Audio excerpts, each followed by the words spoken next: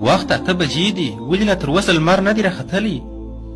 مشکل نسته، شاید وروسته به راوخیږي. وخت 10 بجې سوې، اما تر اوسه لا لمر نه دی راختلی. واقعا د تعجب ځای دی.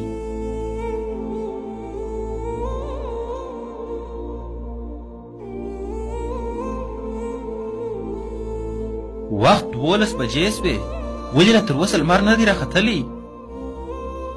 یوه لحظه، ناسا هم د اوس په فیسبوک کې لیکلي چې لمر د مغرب له طرفه راپورته سوی دی. تر هغه زه وګورم چې رښتیا وایي که نه.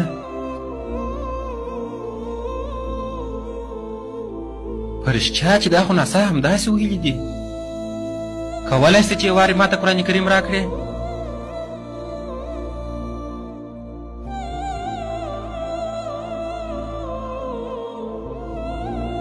د قرآن صفحې خو خالي دي.